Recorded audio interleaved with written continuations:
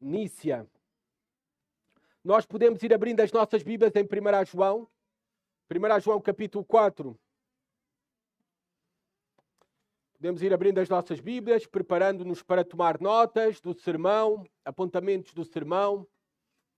O título do sermão é Deus é amor e amar é de Deus. Deus é amor e amar é de Deus. Vamos abrindo as Bíblias, 1 João capítulo 4, preparando-nos então para receber a palavra de Deus.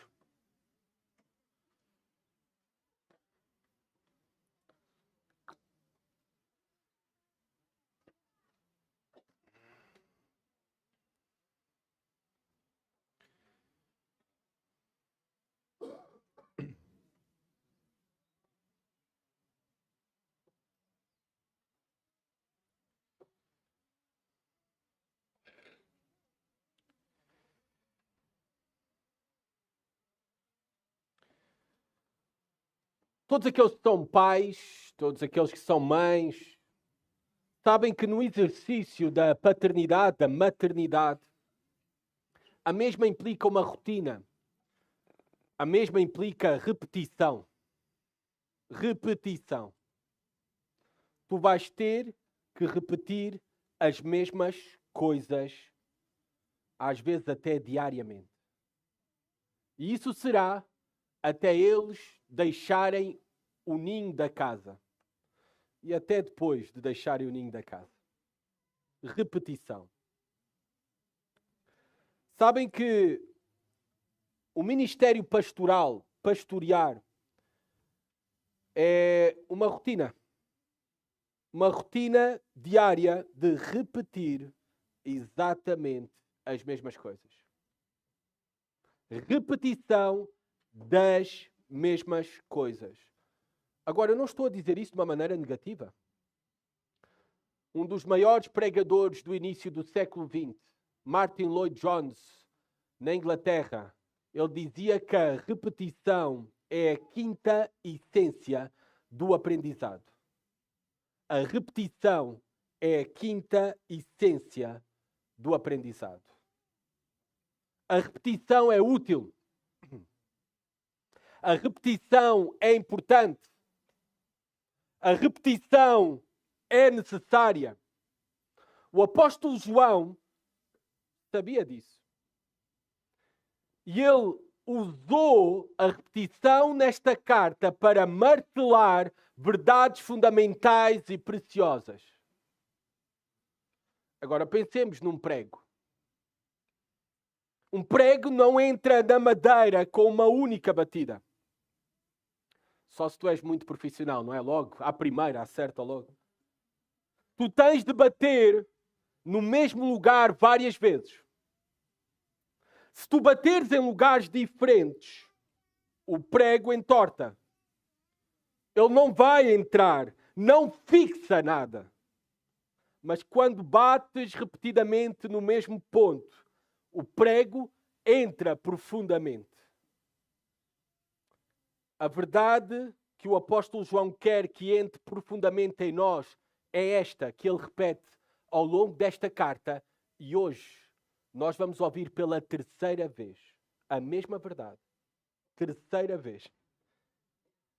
Qual é a verdade que o apóstolo João repete para que entre profundamente nos nossos corações, nas nossas almas? A verdade é esta. Deus é amor. E aqueles que permanecem em Deus amam os irmãos. Vou voltar a repetir. Deus é amor. E aqueles que conhecem a Deus, verdadeiramente, aqueles que permanecem em comunhão verdadeira com Deus, amam. São conhecidos por amar. Amar o próximo, amar os inimigos e amar, sobretudo, os irmãos. Ele repete isto pela terceira vez nesta carta. Já tínhamos visto no capítulo 2, versículo 7 a 11, no capítulo 3, versículo 10 a 17, e vai repetir a mesma coisa agora no capítulo 4, versículo 7 a 21. Vamos ler a palavra de Deus juntos. Diz assim a palavra de Deus. Amados, amemos uns aos outros porque o amor é de Deus. E todo aquele que ama é nascido de Deus e conhece a Deus. Aquele que não ama não conhece a Deus, porque Deus é amor. O amor de Deus para conosco manifestou-se no facto de Deus ter enviado o seu Filho unigênito ao mundo para que vivamos por meio dele. Nisto está o amor.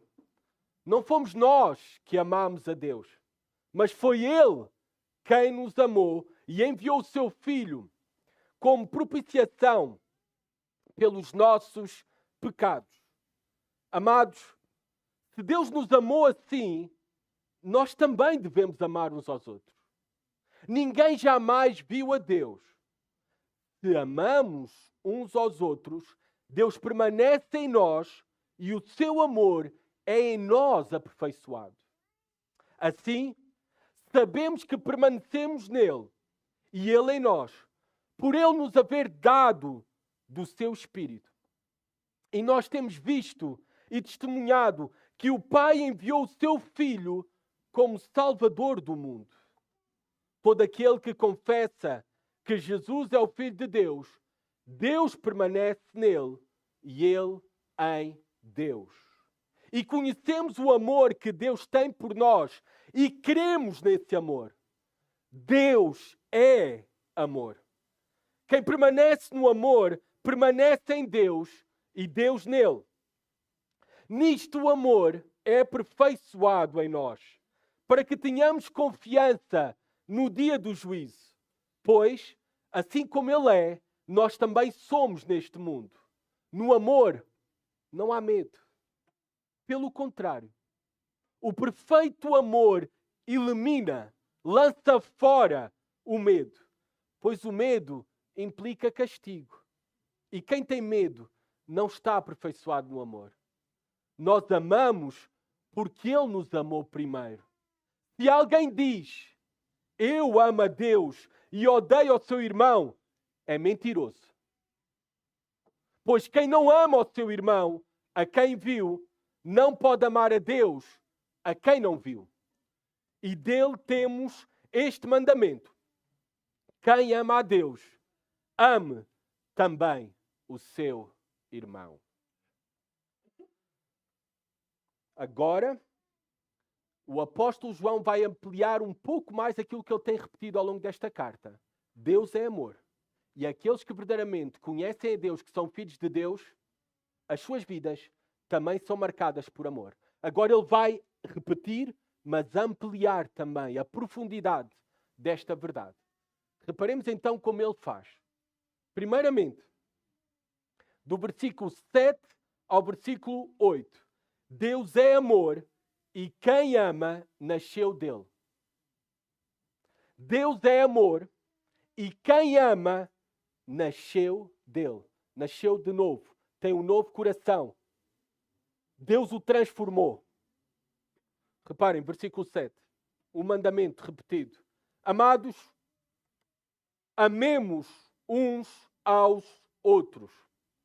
Porque o amor é de Deus.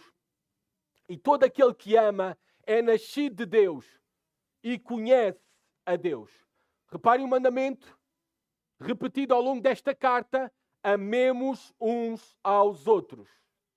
Este mandamento, novamente repetido nesta carta, está no verbo presente ativo. Ou seja, amar nas nossas vidas deve ser algo visto, algo experimentado, algo contínuo e constante. O amar deve ser uma característica presente no nosso caráter, na nossa vida. E deve ser uma característica presente de maneira contínua e constante. Amemos uns aos outros. Tão importante é isto para o apóstolo João, que nesta porção que nós estamos a estudar, que nós acabamos de ler, do versículo 7 ao 21, sabem quantas vezes é que ele repete a palavra amor ou palavras relacionadas com amar? 27 vezes. 27 vezes. O que o João quer dizer com tanta repetição para nós? O que nos quer dizer é simples. O amor é a característica principal daquele que é cristão. O amor é a característica principal daquele que é verdadeiramente cristão. É essa a característica principal na tua vida? Eu tive que me fazer esta pergunta a mim. Amar os outros. Começando desde dentro. Começando nos mais próximos, no meu lar. Depois para fora do lar. Nos meus relacionamentos próximos na igreja. Amar é a característica principal na minha vida. Os outros podem dizer isso de mim? Amar é a característica principal e distintiva do verdadeiro cristão. Reparem, amemos uns aos outros. Na Escola Bíblica Dominical, o professor, o nosso irmão Filipe Teixeira, falou desta palavra no grego, alelo. Uns aos outros, que é traduzido nas nossas Bíblias para o português, uns aos outros. O cristianismo não é somente para ser vivido detrás de um ecrã. O cristianismo não é para ser vivido somente de maneira privada entre quatro paredes. O cristianismo não é para ser vivido individualmente, solitariamente. Claro que nós exercemos também na intimidade a nossa fé. Mas nós precisamos de confirmar se a nossa fé é verdadeira na comunidade. Se de facto estamos a amarmos uns aos outros. Por isso é que eles estão a assistir este culto, à transmissão deste culto online. Se esta é uma prática habitual tua, tu tens que sair do online, tens que sair de trás do ecrã e tu tens que vir para a vida real. A vida real onde se expressa a verdadeira fé e a vida de Deus, onde dás e recebes, é nos relacionamentos numa igreja local, prestando culto ao vivo, em pessoa e de maneira comunitária. A vida cristã, ela não é egocêntrica. Ela é outrocêntrica. Não sei se isto é uma palavra em português, mas vocês entendem a ideia. Ela é centrada no outro. Qual a razão? Porque todo aquele que ama é nascido de Deus e conhece a Deus, diz João. Todo aquele que ama é nascido de Deus e conhece a Deus. O contrário também é verdade. Reparem o que diz o apóstolo João no versículo 8. Aquele que não ama não conhece a Deus.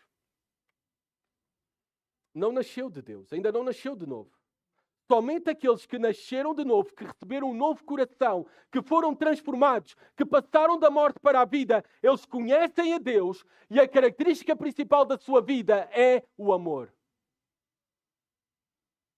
Novo nascimento. O que é isto? Eu não tenho muito tempo, porque há profundas verdades e conceitos teológicos ao longo destes versículos para explicar o que é o novo nascimento. Mas foi aquilo que o Senhor Jesus Cristo disse a Nicodemos. Nicodemos tinha uma grande questão, uma grande pergunta a Jesus Cristo, para fazer a Jesus Cristo, e fez. O que era necessário para entrar no reino de Deus? Jesus disse, nascer de novo. Nicodemos não entendeu naquele momento. E talvez tu que estás aqui a visitar-nos não entendes o que é isso, nascer de novo. Voltar ao ventre da minha mãe não está a falar do nascimento da carne, mas um nascimento espiritual. Um nascimento que vem por obra divina. Não é resultado da carne, nem do teu esforço, nem dos teus méritos, nem da tua decisão, nem da tua vontade. É uma obra soberana, espiritual, divina. George Whitefield, ele falou o seguinte sobre a doutrina do novo nascimento, a doutrina da nossa regeneração em Cristo Jesus. Ele disse que é uma das mais fundamentais doutrinas da nossa santa religião. Uma das doutrinas mais fundamentais. Entender o que é o novo nascimento. E só é possível nascer de novo por obra de Deus divina. Aplicada a nós e conquistada por nós, por Jesus Cristo e aplicada pelo seu Santo Espírito. Também Dabney, escreveu assim sobre regeneração, novo nascimento. Preste atenção.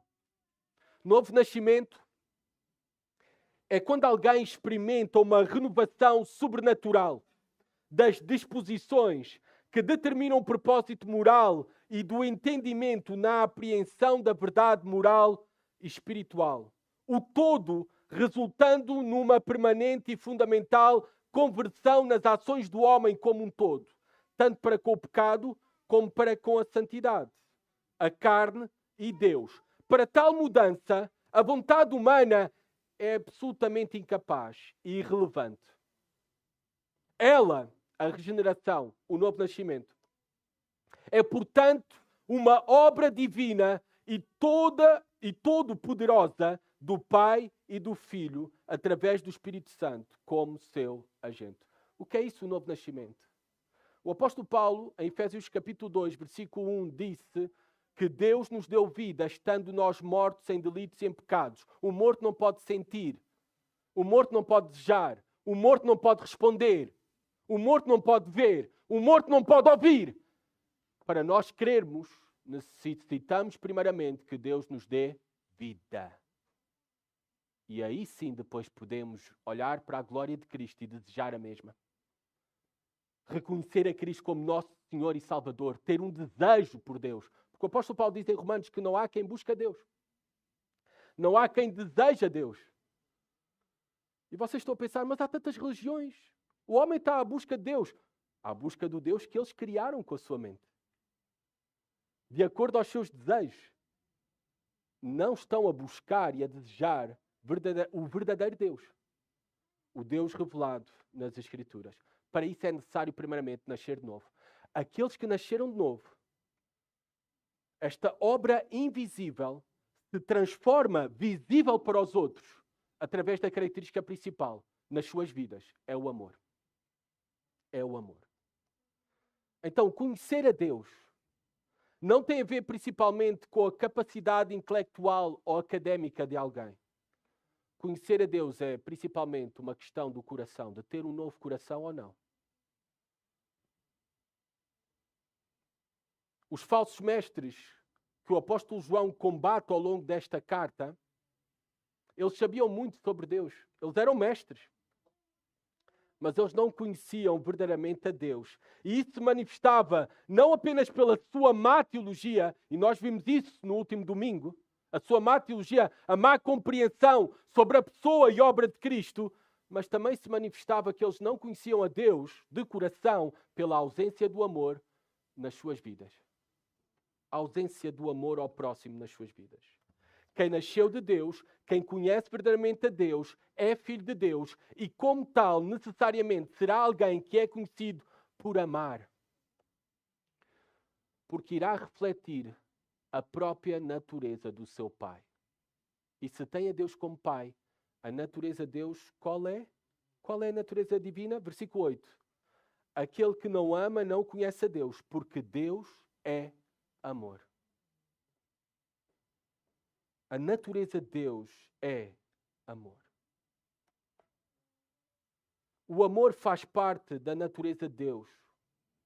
O amor permeia tudo aquilo que Ele é e tudo aquilo que Ele faz. Deus é amor. Atenção.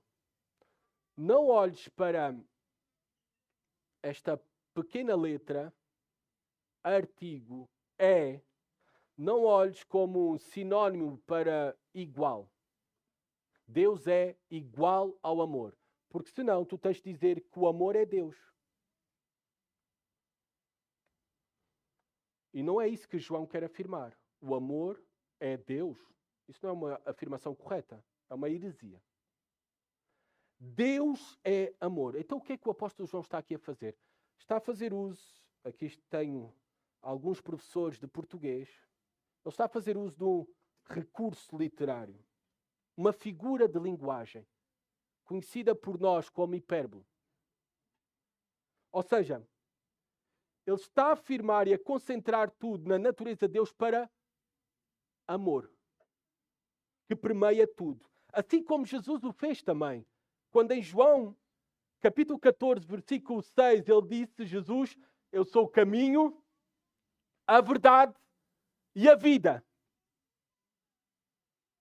Não é para nós usarmos então este artigo, esta palavra, não é? É como igual.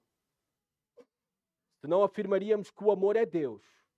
Mas sim o que João quer enfatizar, e fiquem com isto, é que o amor está completamente, profundamente conectado com o caráter e a essência de quem é Deus. Todos os atributos de Deus, pensem nos outros, santidade, soberania, justiça, todos os atributos de Deus são permeados pelo atributo do amor. E não é um qualquer amor. O amor de Deus é um amor que está relacionado com a sua natureza, com o seu caráter. É um amor santo. É um amor puro. Pensemos, por exemplo, em alguns exemplos que provam que Deus é amor. Apenas escrevi aqui 3. Primeiramente, pensando na criação. A criação foi dada como uma dádiva de amor para o proveito de todos os homens em todos os lugares, independentemente se temem ou não a Deus. A criação é para todos, uma oferta de amor, uma dádiva. Pensemos também que Deus é amor pela sua providência em todas as coisas. Todos os homens só estão vivos a respirar neste preciso, exato momento, porque Deus lhes dá a dádiva e a capacidade para tal, quer o temam ou não. Deus é amor. E Deus é amor de forma especial para nós, que somos os seus filhos, o seu povo e a sua igreja. Pensem juntamente comigo. O plano da redenção.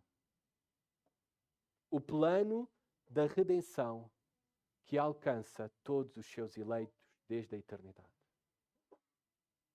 Deus é amor. Todas as vezes que nesta porção encontramos a palavra amor, a palavra no grego é ágape. Estudiosos, teólogos, afirmam que esta palavra, na verdade, foi uma criação cristã. Ela não existia no primeiro século. Não existia este entendimento. Ágape, do amor. Existiam outras palavras para amor. Filéu, eros, o amor entre amigos, de irmandade, o amor sexual. Mas ágape foi uma criação cristã. Ela foi usada nas Escrituras para descrever o amor perfeito de Deus. O amor verdadeiro. É importante que nós entendamos o que é o amor.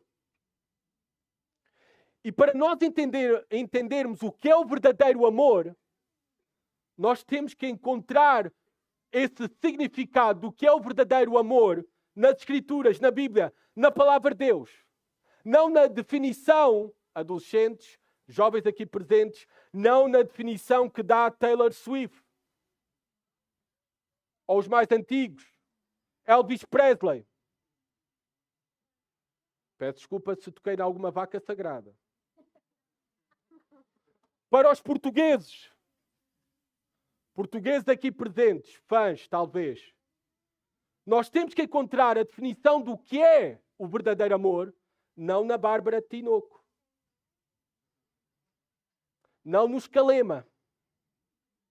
Eu vou parar por aqui, está bem? O amor de Deus, o amor verdadeiro é descrito nas Escrituras. É o amor ágape. É um amor ativo.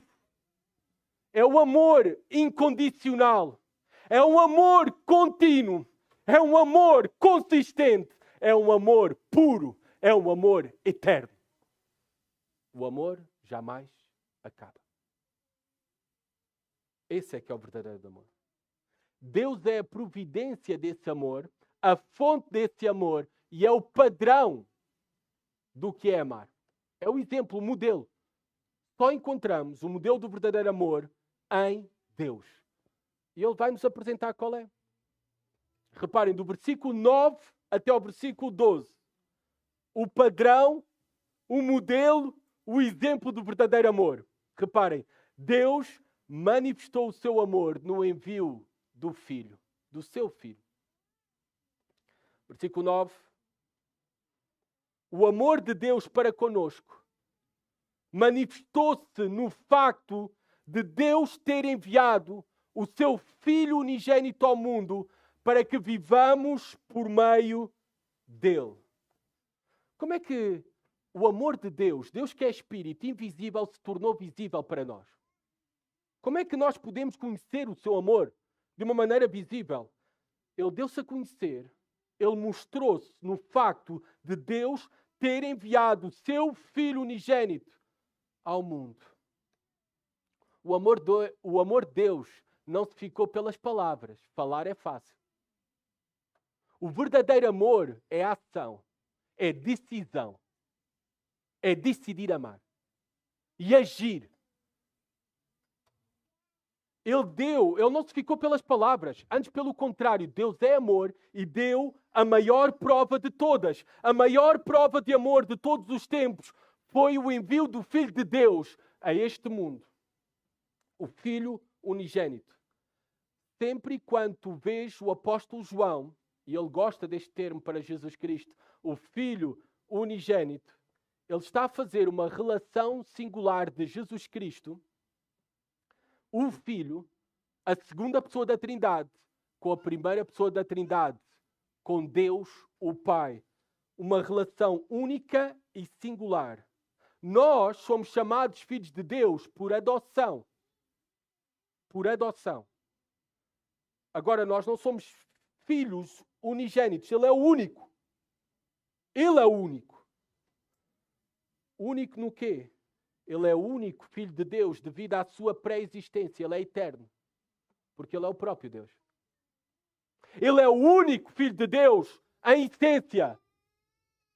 Porque Ele é o próprio Deus. Ele é o único Filho de Deus porque Ele é distinto de tudo aquilo que foi criado, visível e invisível. Ele é o Filho unigênito de Jesus Cristo. Em João 3,16, conhecido pela maioria de nós, este versículo, diz o seguinte: porque Deus amou o mundo de tal maneira que deu o seu Filho unigênito para que todo aquele que nele crê não pereça, mas tenha a vida eterna. Alguém disse que nós podemos ensinar todo o conselho de Deus somente com João 3,16. Eu acho que é um pouco audaz essa afirmação. Mas, sem dúvida, está centrada a mensagem, neste versículo, a mensagem central do Evangelho. Um Deus de amor que mostrou e deu provas do seu amor ao enviar o seu Filho para a salvação de todo aquele que nele crê. É isto que o apóstolo João aqui diz por outras palavras. Reparem no versículo 9.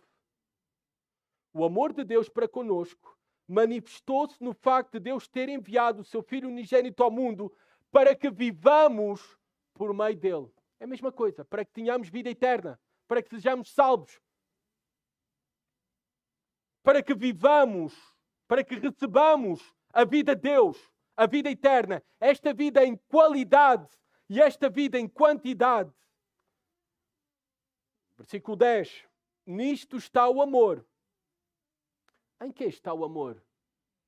João, ele vai dizer: não fomos nós que amamos a Deus, foi Ele quem nos amou e enviou o seu Filho como propiciação pelos nossos pecados. Reparem, nisto está o amor.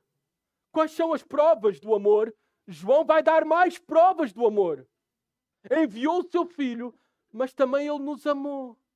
Ele decidiu amar-nos. Não havia nada em nós digno de amor. Éramos seus inimigos, rebeldes, mortos em delitos e pecados. E Deus decidiu-nos amar-nos na eternidade. E Deus também sabia da nossa real condição. Perdidos, condenados para todo o sempre. E sem possibilidade por nós mesmos, por nós próprios, de sermos reconciliados com Ele. De sermos salvos. Porque Ele é um Deus justo que tem que condenar aquele que é culpado. E Ele decidiu dar-nos a solução para o perdão dos nossos pecados, para a nossa salvação. A solução foi o seu próprio Filho como pena capital em nosso lugar. Isto é que é amor. Nisto está o amor. Deus deu o seu Filho para resolver o problema que tínhamos com Ele. Cristo foi o meio pelo qual os nossos pecados foram perdoados. Cristo é o único meio pelo qual tu, que estás aqui presente, podes receber o perdão dos teus pecados. Cristo completou a obra na cruz, mesmo diante de toda a dor que estava a suportar na cruz, a dor física, a dor de ter sido separado do Pai, a ira de Deus sendo despejada por Ele, Ele que podia ter abandonado a cruz a qualquer segundo, Ele decidiu por amor permanecer e sofrer ali para nos salvar. Nisto está o amor.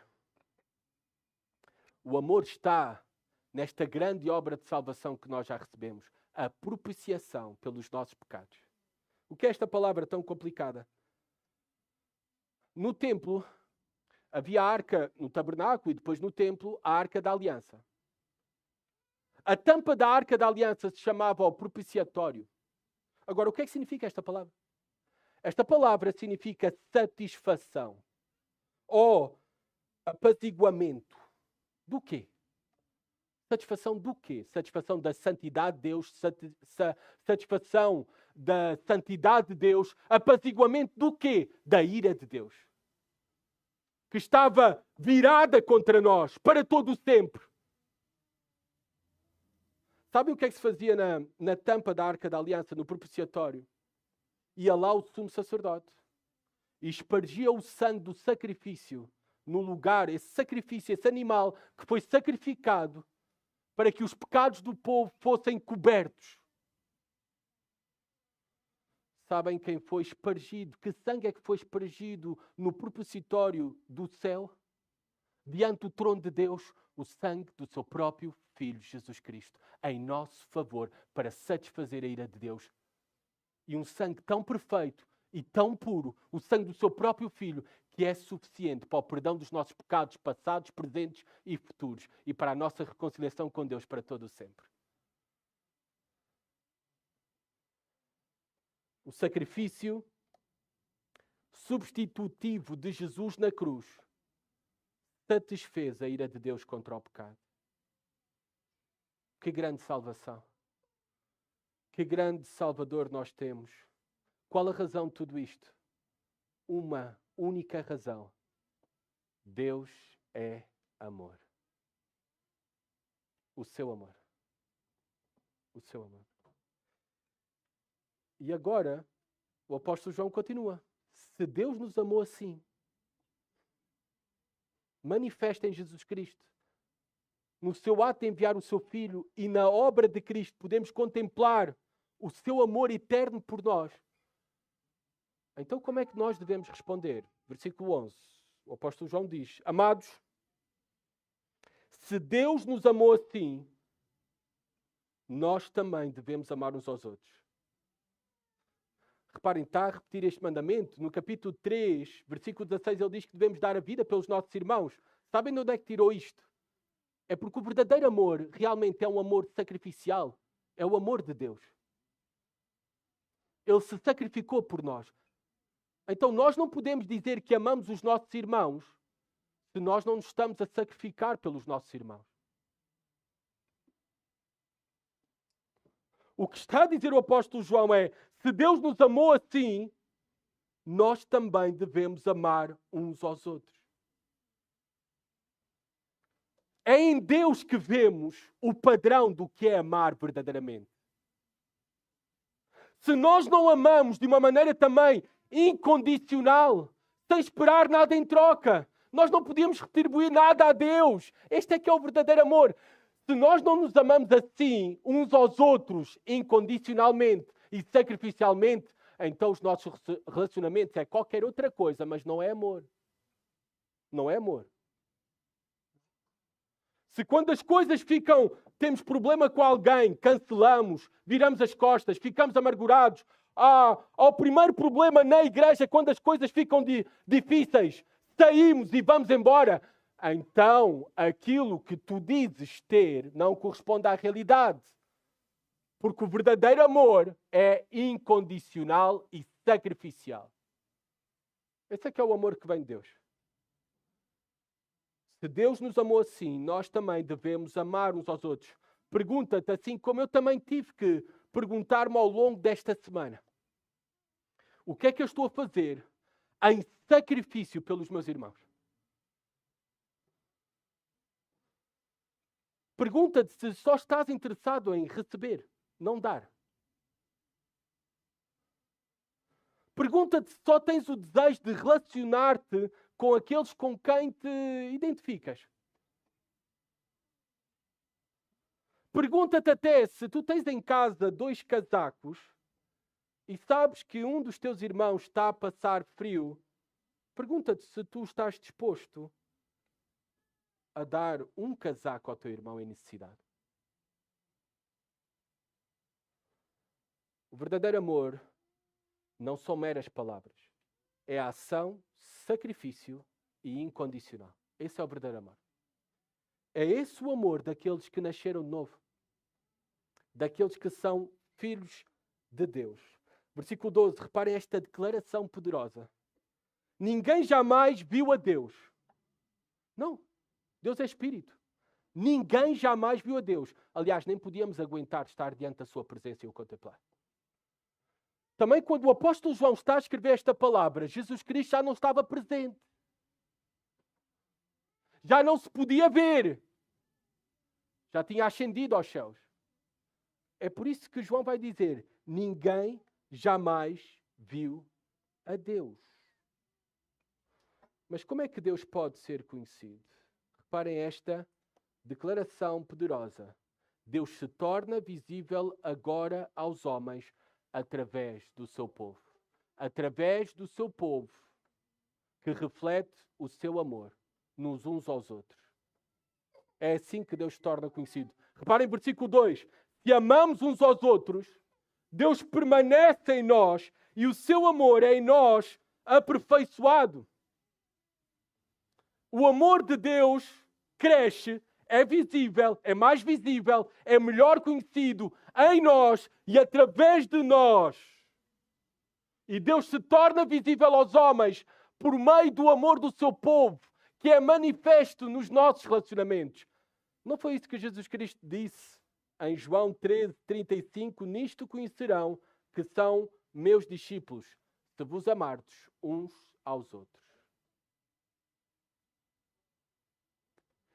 E agora, pensem numa sandes. Pensem numa sandes. O que está no meio da sandes é que é o conteúdo principal. O pão é só para segurar. Pensem na sandes. Nestes versículos, versículo 13 até ao versículo 16, o apóstolo João organizou o seu texto assim.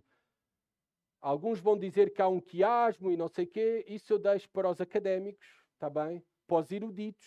Eu, como não sou, só vejo uma estrutura lógica de paralelismos. No meio da declaração de João, nesta porção, o meio, o ponto central, a mensagem central, o conteúdo que realmente o apóstolo João quer transmitir, está aqui, do versículo 13 até ao versículo 16. Qual é? Eu resumi numa frase apenas. Somos de Deus se permanecemos no seu amor. Em amar como Ele. Não é naquilo que nós achamos que é amor. Somos de Deus se permanecemos no seu amor. Versículo 13. Assim sabemos que permanecemos nele e ele em nós, por ele nos haver dado o seu Espírito. Como é que nós podemos saber que estamos em Deus, que conhecemos a Deus, que somos filhos de Deus e que ele está em nós? O apóstolo João diz, por ele nos haver dado o seu Espírito. Depois de ele já ter falado sobre o Pai, depois de ele já ter falado sobre o Filho, agora ele fala do Espírito Santo. Ele fala de toda a Trindade, de cada uma das pessoas da Trindade. Fala aqui do papel do Espírito Santo, a ação do Espírito Santo nos nossos corações. E podemos aprender uma grande verdade. A fonte do verdadeiro amor é o Deus Trino. Deus Pai, Deus Filho e Deus Espírito Santo. Este é o nosso Deus, o Deus que nós queremos, o Deus verdadeiro, o Deus revelado nas Escrituras. Pai, Filho e Espírito Santo. A fonte do verdadeiro amor, deste amor verdadeiro, perfeito, só vem de Deus. Ele deu-nos o Filho e aqui o apóstolo João diz-nos que ele deu-nos também o seu Espírito. Aqueles que nasceram de novo têm o Espírito de Deus. E o que é que faz o Espírito Santo? O Espírito Santo, na verdade, nos guia à verdade. Aqueles que estão a tomar notas, João, capítulo 16, versículo 13, diz assim a palavra de Deus, mas quando vier aquele Espírito de verdade, ele vos guiará em toda a verdade, porque não falará de si mesmo, mas dirá tudo o que tiver ouvido. Como é que nós podemos ter a certeza que somos filhos de Deus? É o Espírito Santo que confirma isso em nós. É o Espírito Santo quem nos ensina todas as coisas. João 14, 26. Tomem nota também. Mas o Consolador, o Espírito Santo, que o Pai enviará em meu nome, vos ensinará todas as coisas e vos fará lembrar de tudo o que vos tenho dito. Se vocês compreendem verdadeiramente o Evangelho, se compreendem verdadeiramente a Escritura e compreendem não apenas aqui, mas de coração, abraçam, isso é por obra do Espírito Santo. Era impossível fazê-lo sem obra do Espírito Santo. O Espírito também é aquele que confirma que somos filhos de Deus. Tomem nota, Romanos, capítulo 8, versículo 16. O próprio Espírito testifica com o nosso Espírito que somos filhos de Deus. E é o Espírito que transforma o carácter daquele que nasceu de novo. Gálatas, capítulo 5, versículo 22 e 23. Mas o fruto do Espírito, aquilo que se irá evidenciar em alguém que tem a vida de Deus, o Espírito de Deus, é o seguinte. E se nós vemos isso nas nossas vidas, mesmo que não seja de uma maneira perfeita, mas se vemos isso, isso é obra do Espírito Santo e podemos ter a certeza que permanecemos em Deus e que somos seus filhos. Reparem qual é o fruto do Espírito. Amor, alegria, paz. Reparem qual foi o primeiro que Paulo disse? Amor. Alegria, paz, paciência, benignidade, bondade, fé, mansidão e domínio próprio. Crer no Evangelho de Jesus Cristo, em quem é Jesus Cristo e naquilo que Ele fez para reconciliar os homens pecadores com Deus para todo o sempre, crer no Evangelho é a evidência de verdadeira salvação. Se tu crês nesta mensagem e se tu abraças ela de todo o coração. Também o fruto do Espírito, que nós acabamos de ler em Gálatas capítulo 5, de uma maneira resumida, se está presente na tua vida, é a evidência de verdadeira salvação. Versículo 14. E nós temos visto e testemunhado que o Pai enviou o seu Filho como Salvador do mundo. Ele já falou que é uma testemunha ocular. Ele viu o próprio Deus na pessoa de Jesus Cristo. Ele viu a sua obra de redenção, a sua morte, sepultamento, ressurreição, ascensão. E ele dá testemunho que o Pai enviou o seu Filho como Salvador do mundo. Salvador do mundo aqui não é como alguns falsos mestres, falsas igrejas, seitas usam este versículo para defender a salvação de todos os homens. No final todos serão salvos. Olha, está aqui. Jesus Cristo veio para salvar todo o mundo. Esta palavra é usada em diferentes contextos na Escritura. E nós temos que olhar para o contexto. E como o apóstolo João também, o autor desta carta, usou esta palavra mundo, não está-se a referir a todos, literalmente, os habitantes do mundo, está-se a referir sim a toda a humanidade. Porque Jesus Cristo é salvação para todos os povos, para todas as etnias, para todas as línguas. Ele não faz acepção de pessoas. Versículo 15. Todo aquele que confessa que Jesus é o Filho de Deus, Deus permanece nele e ele em Deus. A primeira prova, se tu estás verdadeiramente em Deus, se tu tens a vida de Deus, se tu és um filho de Deus, essa tua confissão é correta sobre quem é Jesus Cristo. Tu confessas Jesus Cristo como Filho de Deus? Tu crês em Jesus Cristo como Deus, o verdadeiro homem, o Deus homem, o Senhor da tua vida e o teu Salvador? Já o recebeste? Esta é a primeira prova necessária na alma de alguém, no coração de alguém, para ter a certeza da vida eterna. Se tem esta confissão verdadeira, não apenas de boca, de coração. Todo aquele que confessa que Jesus é o Filho de Deus, Deus permanece nele e ele em Deus. E conhecemos o amor que Deus tem por nós. E cremos nesse amor. Deus é amor, quem permanece no amor permanece em Deus e Deus nele. O apóstolo João está a fazer uso da repetição. Outra vez ele afirma que Deus é amor.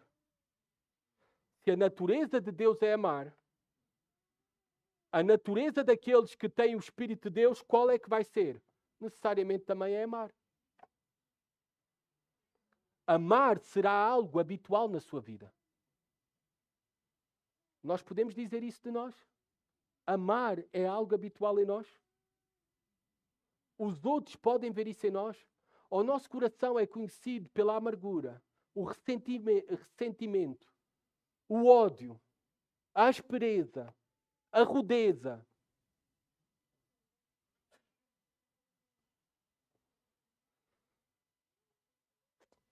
Versículo 17 e 18. Esta afirmação é fantástica. E realmente eu uso muito este texto no aconselhamento bíblico.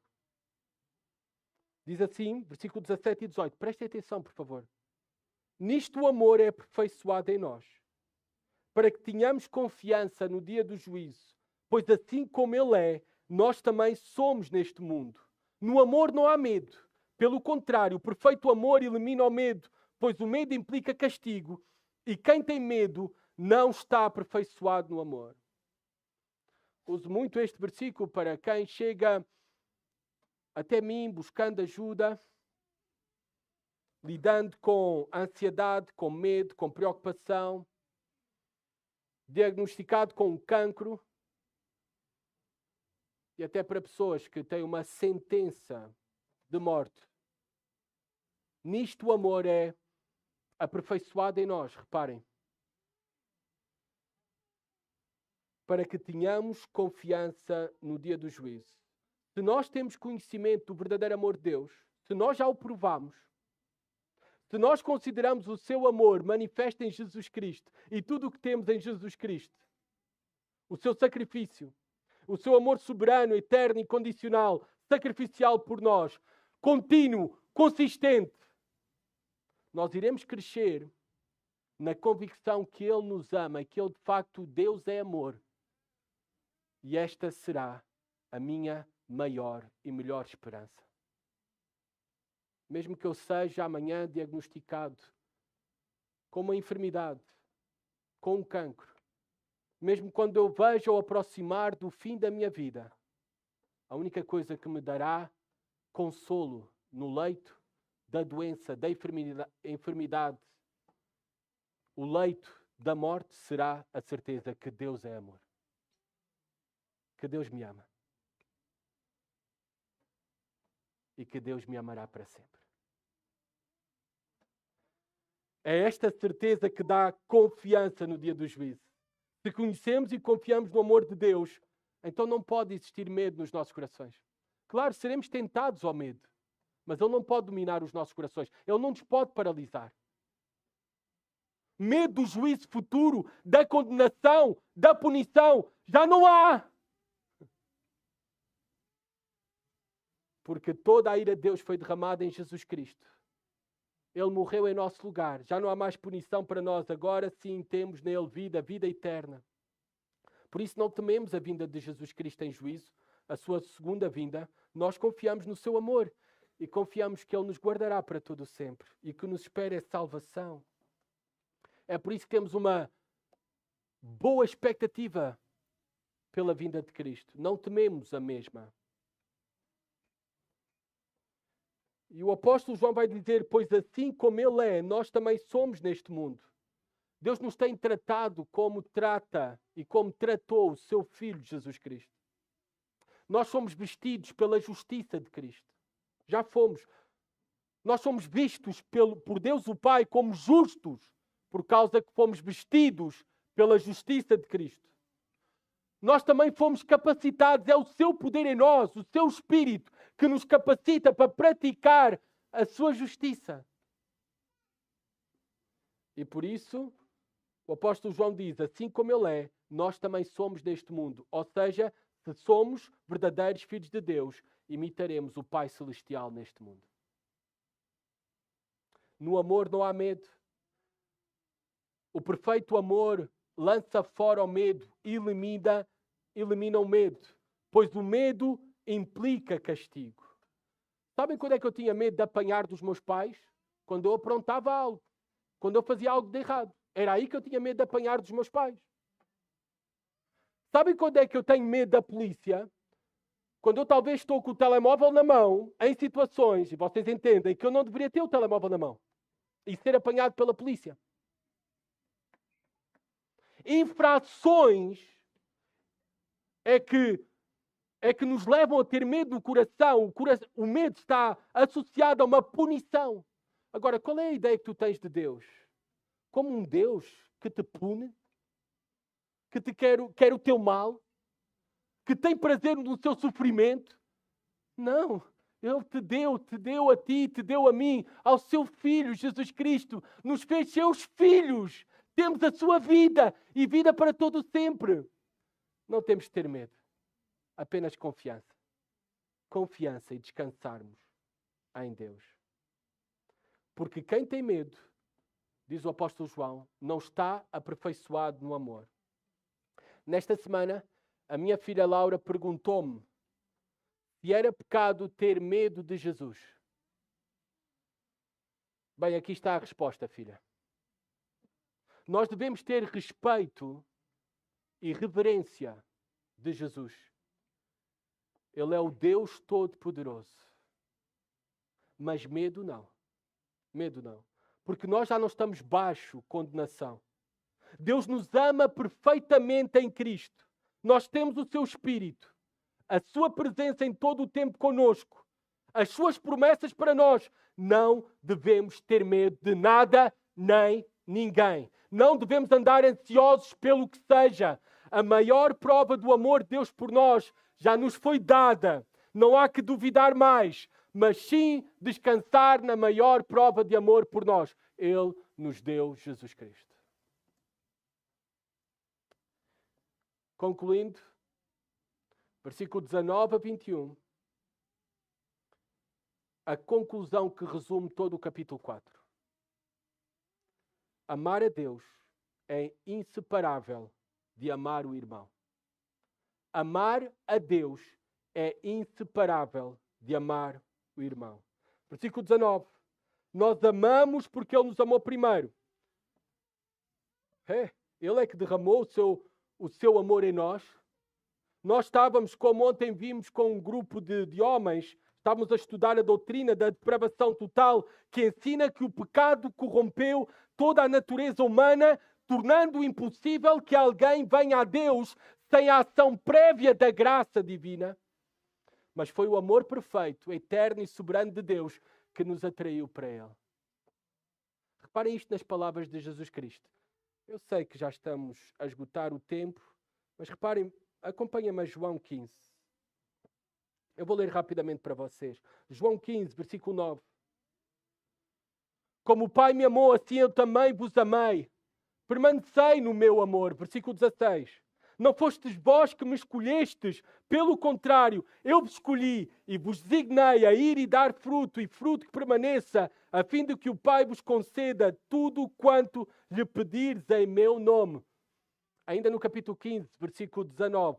Se fosseis do mundo, o mundo amaria o que era seu, mas o mundo vos odeia porque não sois do mundo. Pelo contrário, eu vos escolhi do mundo. Nós amamos a Deus porque Ele nos amou primeiro. Nós temos a capacidade de amar como Ele porque Ele nos amou primeiro. Ele nos escolheu para a salvação. Ele nos separou para Ele e para os seus propósitos. E por isso a conclusão de João é simples, versículo 20. Se alguém diz eu amo a Deus e odeia o seu irmão, é mentiroso. Pois quem não ama o seu irmão a quem viu, não pode amar a Deus a quem não viu. É um absurdo dizer que amamos a Deus a quem não vemos e não amamos o irmão. É um absurdo. Não tem lógica. Os falsos mestres deste tempo, eles, já falámos sobre isso, aquilo que foi o fundamento, o início do gnosticismo, ou seja, eles não davam importância à matéria. A matéria para eles era má. Por isso, cuidar das necessidades físicas dos irmãos era algo desnecessário. Os falsos mestres ensinavam isso. Nós só temos que nos preocupar com o espiritual. Não com as necessidades físicas, está a passar fome, frio, isso não temos que preocupar. Só com o espiritual. João está a dizer, querem identificar que é um falso mestre? É aquele que diz que ama a Deus, mas é indiferente às necessidades dos seus irmãos. Este é um falso mestre e um falso irmão. Versículo 21. E dele temos este mandamento. Quem ama a Deus, ame também o seu irmão. Quem verdadeiramente ama a Deus, então prove isso, amando também, verdadeiramente, incondicionalmente, sacrificialmente, o seu irmão. Deus é amor e o manifestou ao enviar o seu Filho, e aqueles que o conhecem permanecem nele com confiança e amam os irmãos. Amam os irmãos. Sabe o que é que nós devemos ser? Sejamos como a lua. Sejamos como a lua que não tem luz própria. Ela apenas reflete a luz do sol. O nosso amor uns pelos outros é um testemunho poderoso para este mundo, pois é um reflexo do amor de Deus, o reflexo do amor trinitário. Não é apenas dizer que amamos de palavra, nós devemos refletir esse amor para o nosso cônjuge, para os nossos filhos, para os nossos vizinhos, para os nossos irmãos na igreja.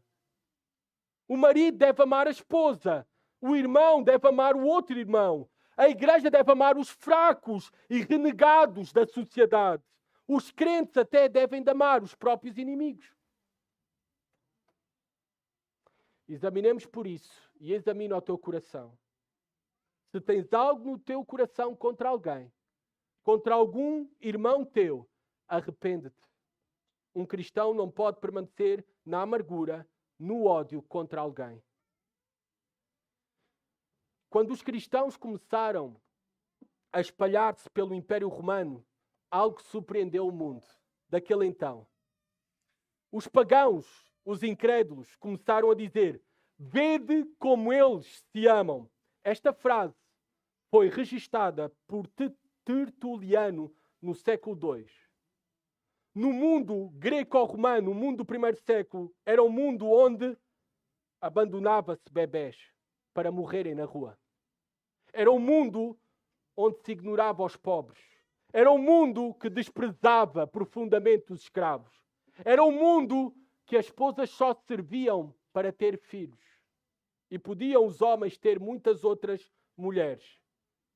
Mas naquele contexto, quando os pagãos, os incrédulos, os descrentes olhavam para os cristãos, viam que eles cuidavam dos doentes. Viam que eles davam dignidade e enterravam os mortos. Sustentavam as viúvas. Tratavam estrangeiros como irmãos. E os incrédulos, diante de todo esse testemunho, eles não encontravam explicação para tal. A única explicação que restava para os incrédulos era que a mensagem cristã, a mensagem daqueles cristãos, era verdadeira. Deus os ama e é por isso que eles agora amam uns aos outros. Deus os ama e é por isso que agora eles amam uns aos outros. O amor de Deus, tal como cantámos na anterior música, antes do sermão, o amor de Deus é verdadeiramente a razão do nosso cântico de vitória.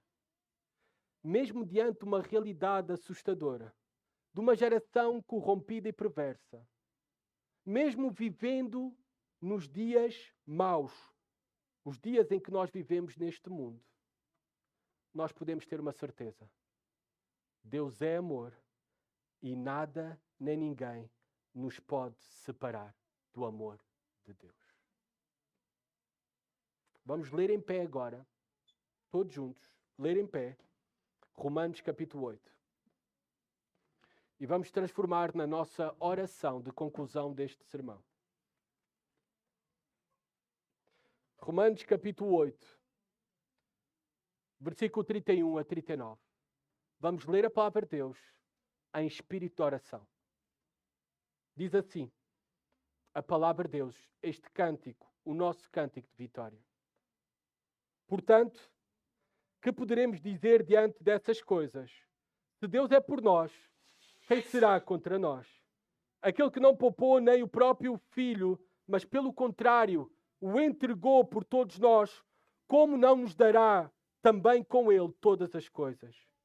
Quem trará alguma acusação contra os escolhidos de Deus? É Deus quem os justifica. Quem os condenará? Cristo Jesus é quem morreu, ou pelo contrário, quem ressuscitou dentre os mortos, o qual está à direita de Deus e também intercede por nós. Quem nos separará do amor de Cristo? Será tribulação, ou angústia, ou perseguição, ou fome, ou privação, ou perigo, ou espada? Como está escrito: por amor de ti somos entregues à morte todos os dias. Fomos considerados como ovelhas para o matadouro. Mas em todas essas coisas somos mais que vencedores, por meio daquele que nos amou. Pois tenho a certeza de que nem a morte, nem a vida, nem anjos, nem autoridades celestiais, nem coisas do presente, nem do futuro, nem poderes, nem altura, nem profundidade, nem qualquer outra criatura poderá nos separar do amor de Deus que está em Cristo Jesus, nosso Senhor. Amém. Aleluia. Podem sentar-se.